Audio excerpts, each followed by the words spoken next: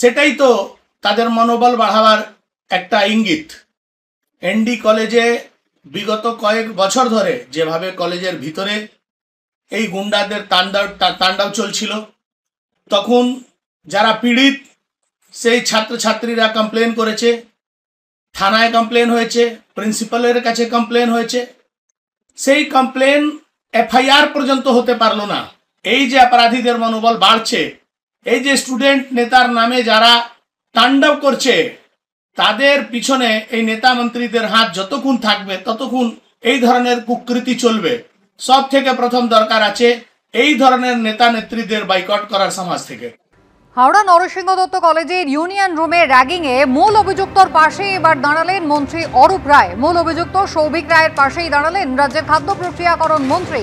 তৃণমূল ছাত্র পরিষদের সহ সভাপতি এই সৌভিক রায়কে কার্যত ক্লিনচিট দিয়েছেন অরূপ রায়। মন্ত্রী জানিয়েছেন, 2 বছর আগের ঘটনা, পুলিশে কোনো অভিযোগ দায়ের করা হয়নি। দলীয় তদন্তেও সৌভিক রায়ের কোনো দোষ প্রমাণিত হয়নি, তাই এ বিষয়ে নতুন করে তদন্তের কোনো প্রয়োজন নেই।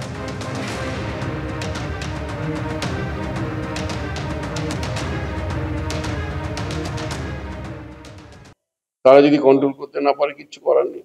যে র্যাগিংটা আরেকজন ছাত্রের ক্ষতি করে, সেই ধরনের কোনো ঘটনা ঘটা উচিত না। ইনকোয়ারি কথা কেন বলবো? ইনকোয়ারি তো হয়েছে একবার, আর কেন ইনকোয়ারি কথা বলবো? 2 বছর আগেকার ঘটনা ঘটেছে, এটা নিয়ে কোনো কেস হয়নি, কোনো এফআইআর হয়নি, কিচ্ছু হয়নি, কোনো কমপ্লেন হয়নি।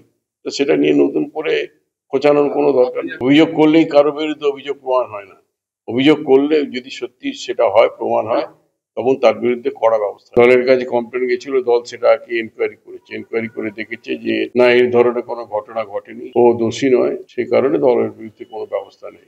হবে। মমতা ব্যানার্জি তো বলেছিলেন যে পুলিশের বিরুদ্ধে তদন্ত পুলিশ করবে, সেটা কখনো হতে পারে? সেরকম তৃণমূলের বিরুদ্ধে তদন্ত তৃণমূল করবে, একটা চোর আরেকটা চোরের দোষ ধরবে, এটা কখনো হয়? আর অরূপ রায়ের তো বড় মানে রাজনৈতিক বড় ছেলে হচ্ছে সৌভিক রায়, তো স্বাভাবিকভাবে সে তার পাশে দাঁড়াবেই। বলছে সব ঘটনা, এই ঘটনা তো কেউ থানায় অভিযোগ জানায়নি। কার ধরে কটা মাথা আছে বলুন তো? পুলিশ চাইলেও, আপনি যদি পুলিশে কমপ্লেনও করেন এখন, তাহলে পুলিশ মন্ত্রীর অর্ডারটাকেই ফলো করবে। সৌভিক রায় যে ঘটনা ঘটিয়েছে, যে ভিডিও আমরা চুপে লেগেছি, তারপর সত্যিই তদন্ত করার দরকার নেই। ওকে প্রথমেই দল থেকে পশ্চাতে লাথি মেরে ওকে দলের বাইরে করা উচিত ছিল এবং ওকে কারাগারে ঢুকিয়ে দেওয়া উচিত ছিল।